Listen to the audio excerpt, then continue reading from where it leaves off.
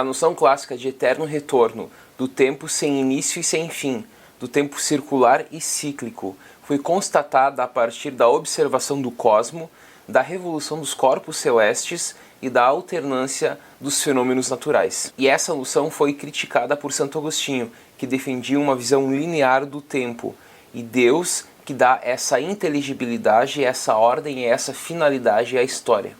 A filosofia da história, a teologia da história de Santo Agostinho surge da experiência de Israel, da lógica da promessa e da esperança do advento do reino de Deus. Nos primeiros séculos da era cristã, as doutrinas realçaram dois pontos. O primeiro é a consumação escatológica com o retorno de Cristo à Terra, que serão seguidos pela ressurreição, pelo juízo final e pelo reino de Deus. E o segundo aspecto são os aspectos religiosos e políticos derivantes da cristianização do Império Romano. Entre 412 e 426, Agostinho escreve A Cidade de Deus, e essa obra é um modelo de sua visão cristã da história.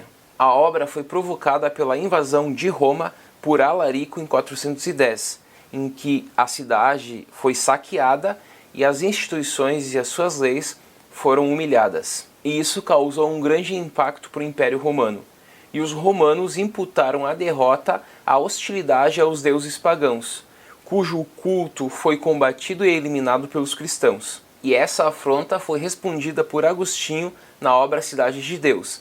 Para Agostinho, a história tem um início e tem um fim.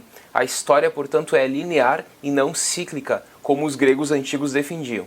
Para Agostinho, a história nasce do pecado e da culpa. Ela se consuma na salvação e ela é universal porque ela é ordenada por um único Deus, que tem como finalidade o juízo final e o advento do reino de Deus. Para ele, há um conflito entre duas cidades, a cidade celeste e a cidade terrena. E essas duas cidades representam dois gêneros de homem e duas formas de amor. A cidade terrena é fundada por Caim, o fratricida, e a cidade celeste, ou a cidade de Deus, é fundada por Abel, a vítima inocente. A cidade terrena, ela se glorifica em si, buscando a glória. Já a cidade celeste, a cidade de Deus, ela se glorifica em Deus, no Senhor. E essa articulação entre as duas cidades é essencial para entender o pensamento e a reflexão de Agostinho. Na história da humanidade se confrontam o bem e o mal, a humildade e a ambição, a obediência e o orgulho. E é apenas a fé que irá redimir a própria história, que vai apontar um caminho de salvação para a humanidade e que aponta ao telos o sentido da história.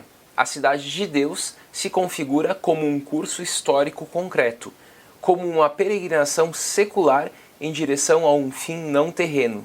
E é a providência que guia a história para o seu fim, para a sua finalidade, para o seu telos, independente das vontades humanas ou das contingências das ações humanas. A peregrinação é central para a salvação, segundo Agostinho, e ela se divide em 6 fases: de Adão ao dilúvio, de Noé a Abraão, de Abraão a Davi, de Davi ao êxodo babilônico e do êxodo ao nascimento de Cristo. E por fim, da primeira vinda de Cristo à segunda vinda de Cristo. Em suma, a história é desígnio de Deus, e o seu telos, a sua finalidade é a salvação, por meio da fé.